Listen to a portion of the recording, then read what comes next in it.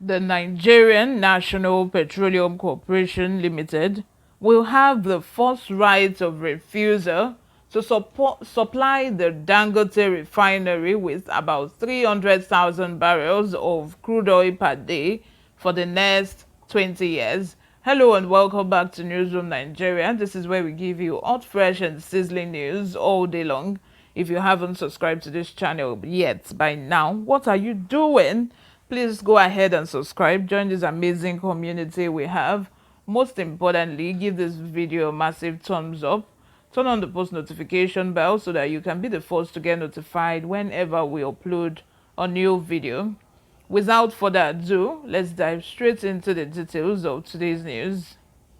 The Group Chief Executive Officer, Nnpc Limited, Mele Kwari, disclosed these to journalists when he appeared at the 49th session of a State House ministerial briefing organized by the Presidential Communications Team at the Presidential Villa, Abuja.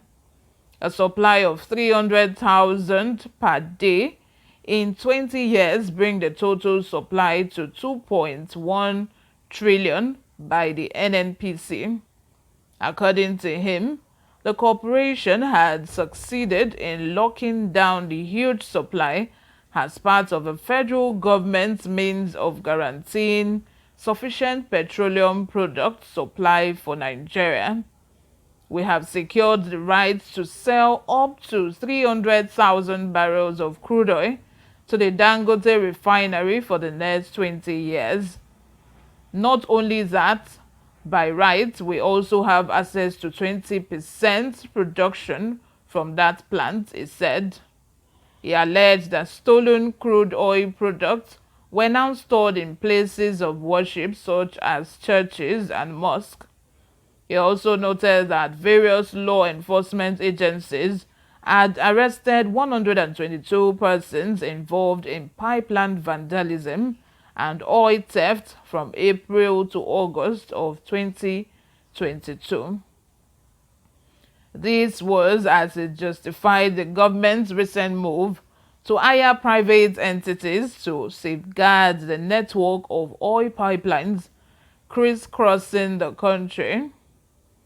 According to him, the Nnpc operatives discovered that stolen petroleum products were stored in places of worship with the consent of the clergy, members, and neighbors. He claims that in one instance, at least 295 illegal connections were spotted on a 200-kilometer stretch of pipeline.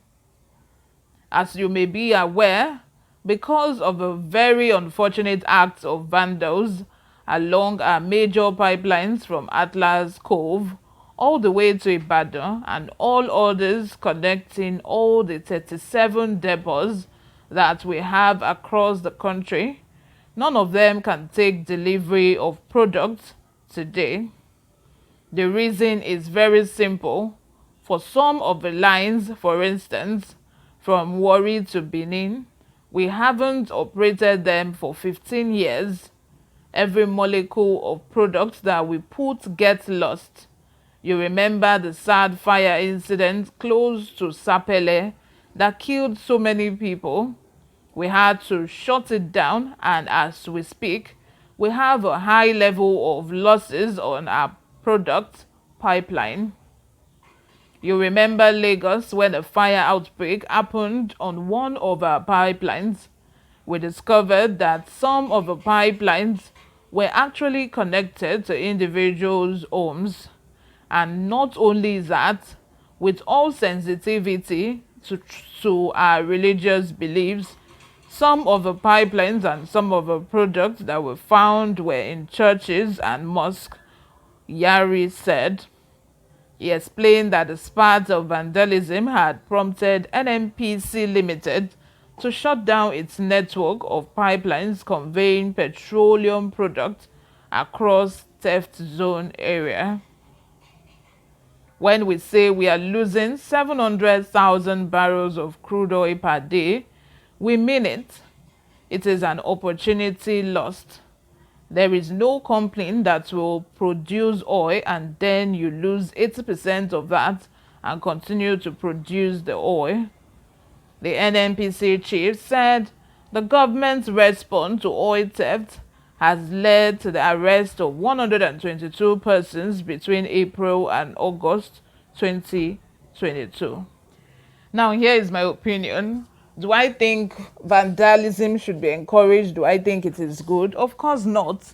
The pipeline vandalism is bad because at the end of the day, we are doing more harm than good. By we, I mean those vandals. They are doing more harm than good because those living in that areas, we're seeing a lot of, fire outbreak as a result of this pipeline vandalism and a lot of lives lost. There was a time that had a pipeline leakage in my area. Very quickly, within a twinkle of an eye, a lot of people went to start packing oil. They went to start packing without even considering that it might just catch fire at any time. Even with those people living around there, nothing. People were just going without, not even considering that something might just trigger it and it might just catch fire. People have no consideration for their life. I don't know, maybe they don't have value for life or something. I don't know, or maybe it's poverty, because I don't know why, tanker will just fall. Before you know it, you start seeing people rushing there to pack oil. As if they are not in Nigeria, they've not heard of instances that tanker will fall and it will just catch fire and everywhere, everybody will just die in the fire accident. Having said this, however, do I believe that government should start hiring militants to secure pipelines? No. Where are our security operatives? What are they even doing?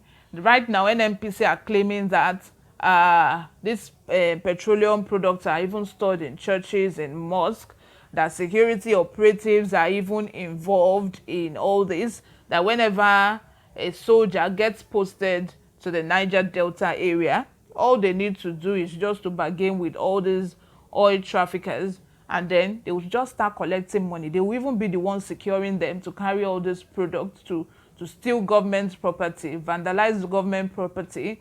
And Nnpc has also claimed that in this oil theft business, there are rich and famous people, there are high-placed people, high-placed individuals in the society also involved in this business. Some of these people also export this product. They don't just steal products that they will use and sell within Nigeria. They actually export this product that was illegally stolen. So my point now is, why don't Nigeria, the federal government, just go to the root of this matter? Root of the matter, which is corruption amongst all these security agencies. We can no longer even rely on our security operatives. We can no longer even trust them with our lives. Recently, an army officer killed a cleric that helped him on the way. Killed him and tried to steal his car. You can imagine that. At the end of the day, I just feel that the Nigerian army, the police force, all the security agencies that we have in Nigeria needs a restructuring, like a breakdown, and rebuild them all over again. Because why are we going to spend billions of naira paying militants to be able to secure our pipeline when we still have security operatives that we pay, that collect salary, and the job that it needs to be done, it's not being done. But let me know what you guys think in the comment section. Subscribe if you haven't. I'll see you in my next video. Bye for now.